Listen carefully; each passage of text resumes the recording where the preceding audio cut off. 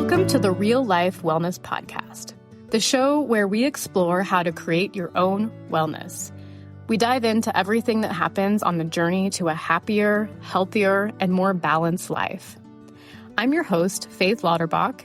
As a registered nurse and a holistic wellness coach, I have a passion for empowering people to create a vision for their life, prioritize themselves, and then live the life they want. So get ready to discover new ways to nourish your body, mind, and spirit. Let's embark on this journey together and make wellness simple.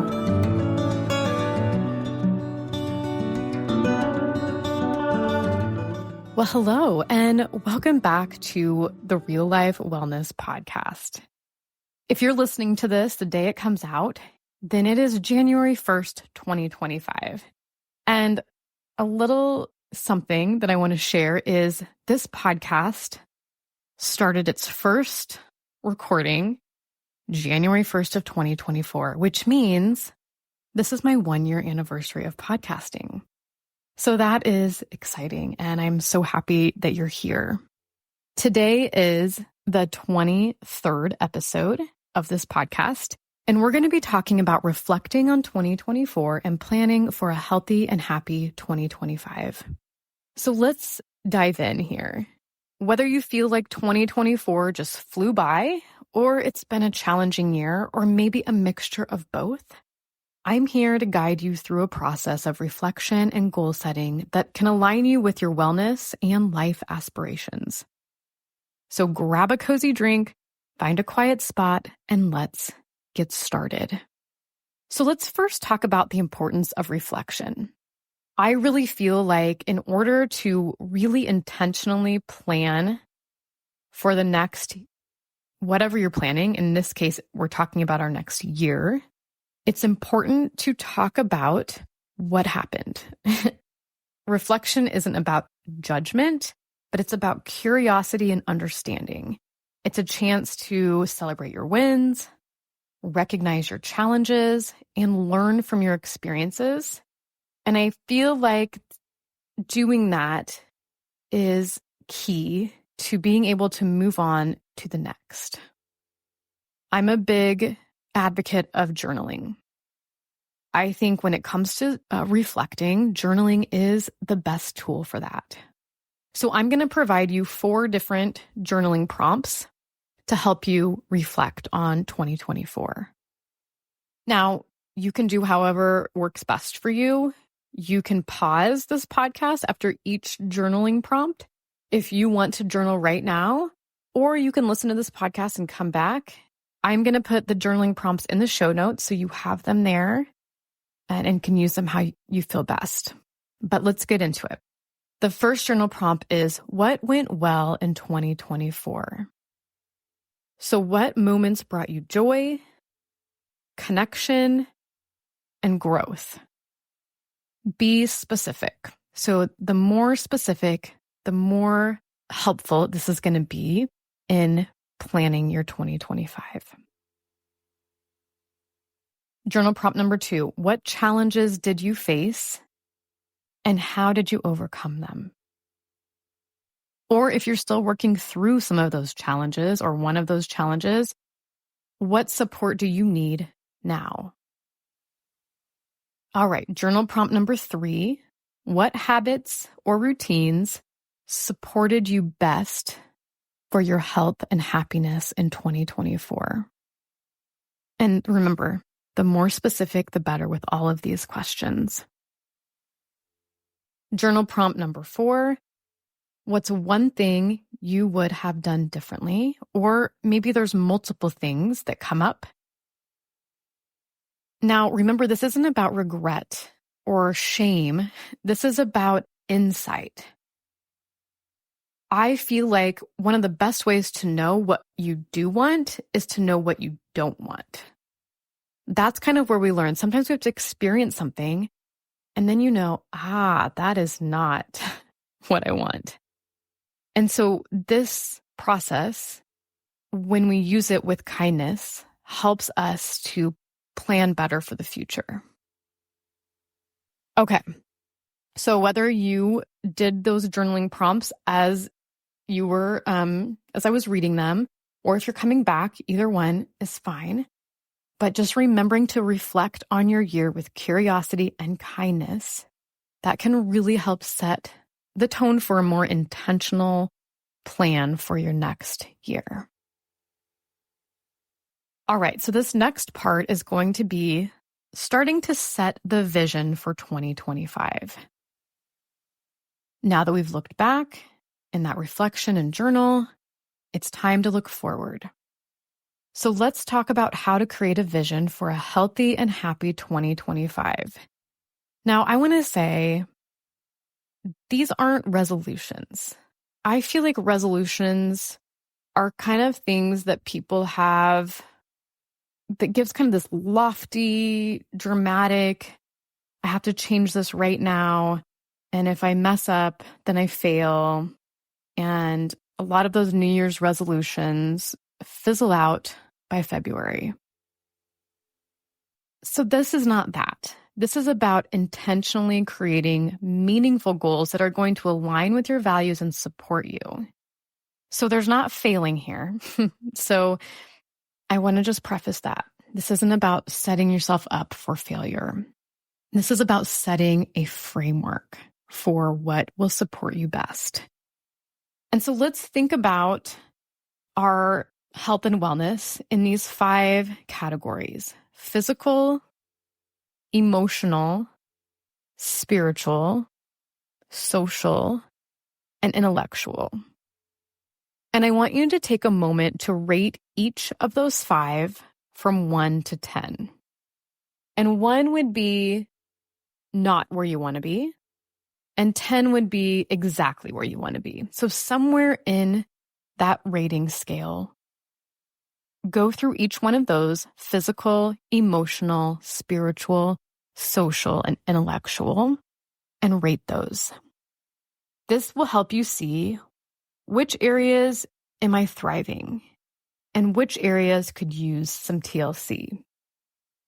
Once you've done that, and again, you can do that now, you can pause this podcast and do it right now, or you can come back to it after you've listened to the podcast. But once you've done this, let's start thinking about a realistic and exciting goal in each area that you want to improve. So if you're rating yourself at a 10 in any of these areas, or even a 9 or maybe an 8, I mean, those scales are already always a little bit different for everybody. So if you're happy with how any of those areas are going, then you don't necessarily have to have a new goal or in something new you're doing in that.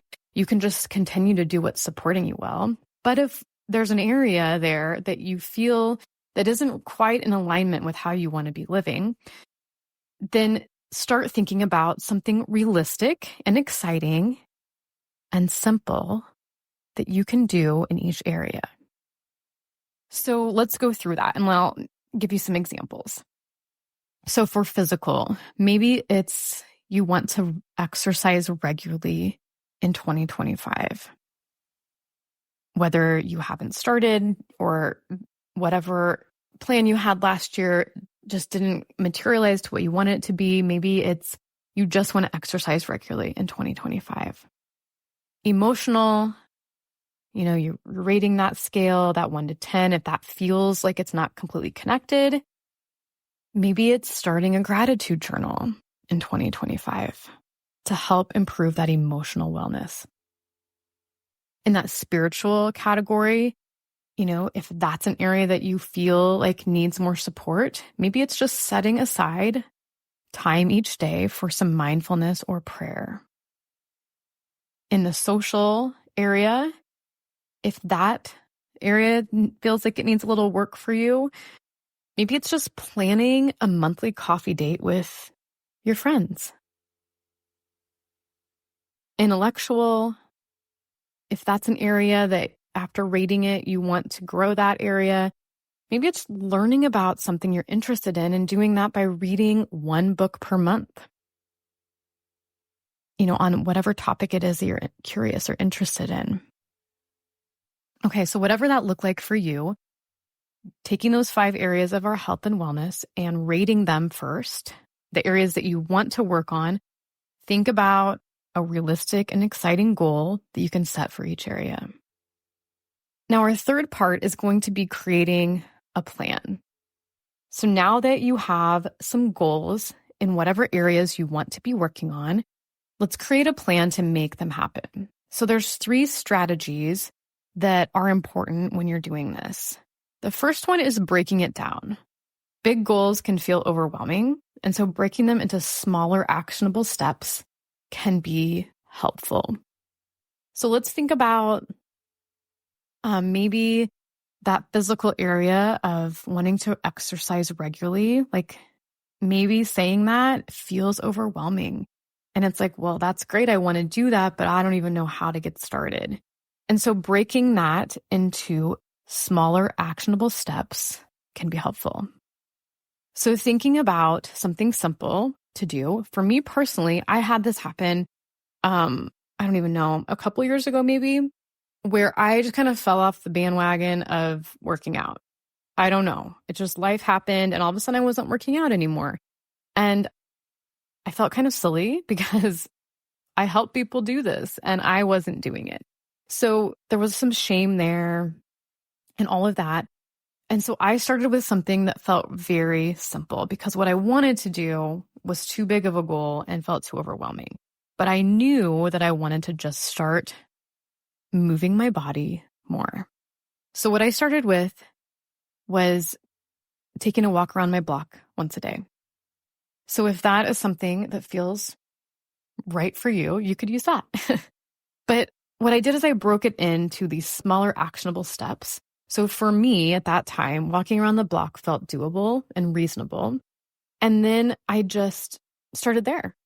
And I just continued doing that until I felt like, this feels good. This feels like a good habit. And then I started adding more to it. But let's just start with that first thing. So that big goal is working out regularly, break it into a smaller actionable step, walking around the block. The second strategy of creating your plan is adding it to an existing routine. So we have all kinds of routines. Even if you don't feel like you're a routine person, I guarantee you there's some routines that you have that you are already doing. And a good way to start a new habit is to add it to something you're already doing.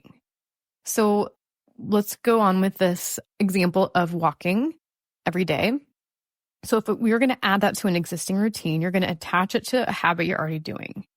So let's say when you get home from work, before you even walk into your house, you have your walking shoes in your car and you put them on and you walk around the block and then you come in and start your evening.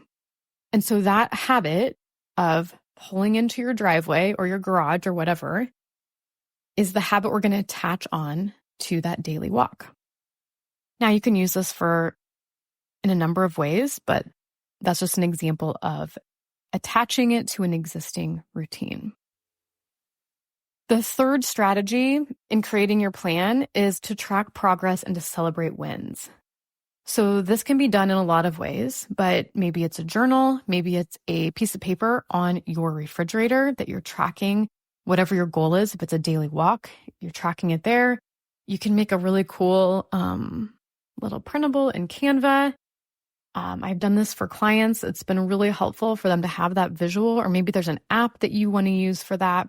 Whatever it is, tracking progress helps meet goals. So when I work with people with nutrition, the clients who track their food are more successful than the clients that don't. There's something about tracking that puts priority and importance on what you're doing. And then it helps you to have more information and data and also celebrate your wins. Sometimes we feel like we're not doing anything, but when you write down what you're doing, you're like, wow, I'm doing a lot. And it helps you stay motivated to keep doing more if you want to be.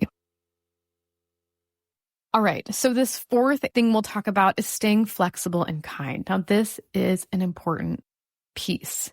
Life is not linear. I like to say to clients, life keeps lifing regardless of what you want to do.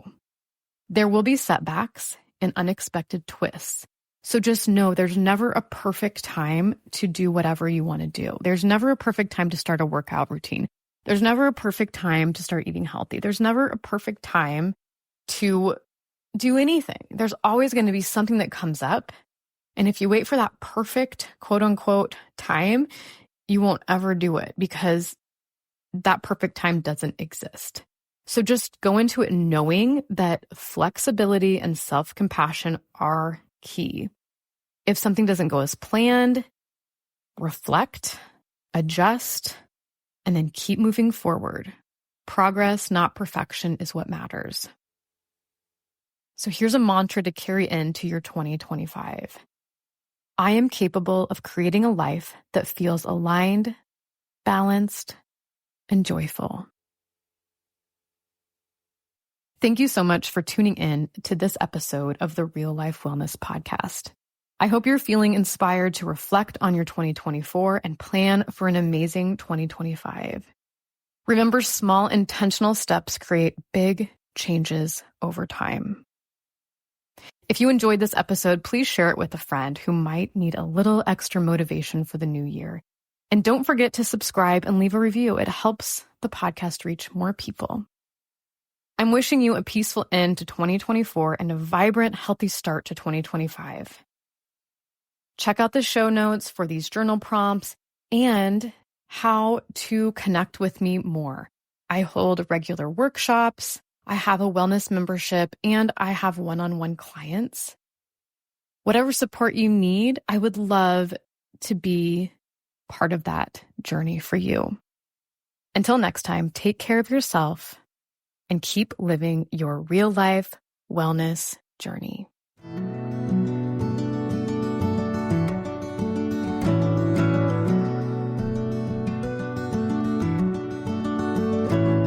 Thank you so much for tuning in today to the Real Life Wellness Podcast.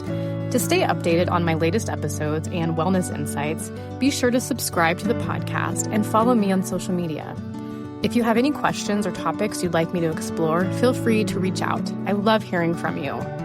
If you could, please review or rate this podcast on Apple or Spotify to help more people learn how to make wellness simple.